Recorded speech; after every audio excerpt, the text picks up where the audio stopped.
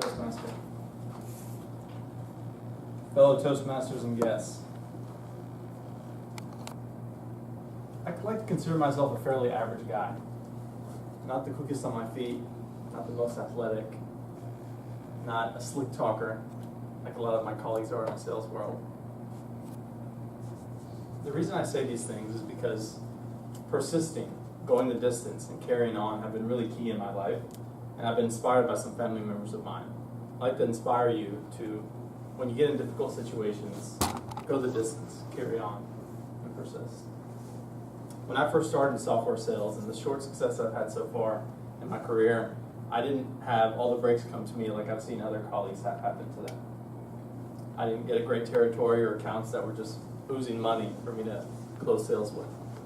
I had to work really hard. I had to prospect. I had to do some of the most boring things that people hate about sales to get to be successful. And I'm still doing them today.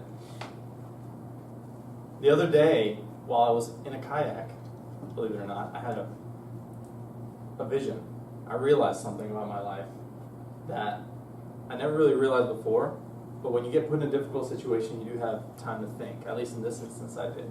Many of you know that my wife has given me a great birthday present, which is 30 awesome new experiences for 30 years of life, which I'm about halfway through that today. And number 12 was going kayaking, which was fun but difficult as well. So we went kayaking with two of our friends, my wife and I did, and we're going down the river, Neuse River that is. We have some beers. I was a little bit inebriated, I will say. We get about 3 miles down, and we have the option to exit, or we have the option to keep going, which I found out was 10 miles of river compared to the 7 that I thought that they said. First mistake. Well, like I said, I was brave, I was a little inebriated, and I said, let's do it, whatever. We went on. We ran out of beer very quickly, and all I had left was water, and I started getting very tired, rowing and rowing, and paddling for hours on end. We ended up doing this for 6 hours total.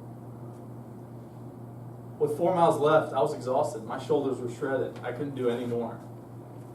And I fell behind. They all went ahead of me. And I had to persist. I had to carry on. I had to keep going. But I really didn't want to. I was done. I was like, can we get out of here? But I couldn't go anywhere. You're surrounded by body of water. You're sitting there looking at your feet. And you have nowhere else to go but to keep floating down the river. And I realized in that moment that throughout my life, I've had to carry on. I've had to persist. I've had to go the distance because I've been influenced by people in my life that have done those things in a much more meaningful way than just being in a kayak like I was the other day. I'm sure most of us have thought about quitting or giving up on our dreams. I have. But giving up on your dream, for example, being a country singer, if you wanted to be that when you were growing up, or being a policeman, or just giving up on joining Toastmasters, for example. Don't do it, by the way. Are things that we see every single day. Giving up on your education. 2/3 of people who are in 4-year colleges in the Americas are dropouts. Of all the people that join a 4-year education, 4-year college in the United States, 2/3 are dropouts, which is staggering. Or people even give up on things like life, a real experience, suicide. The race for suicide, for Americans, every 13 out of 100,000 people commit suicide. In 2014, 43,000 people committed suicide in the United States. The number is staggering.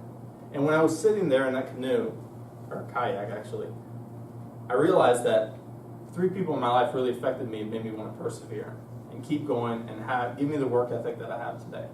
My mom and dad, first and foremost. Some of you know that I'm from Peru. I lived there until I was 3 years old.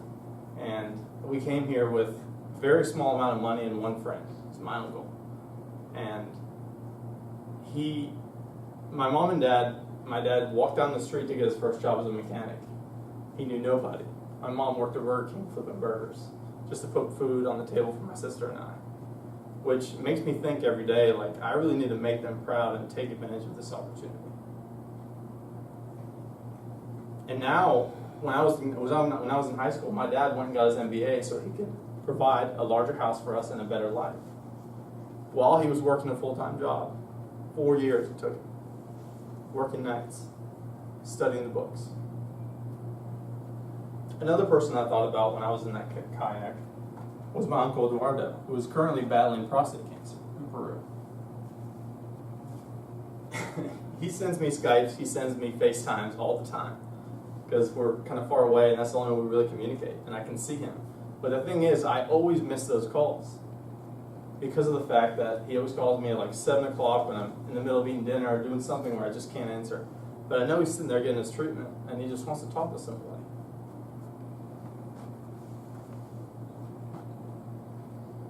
But then I'll call him back the next day and he acts like nothing's going on.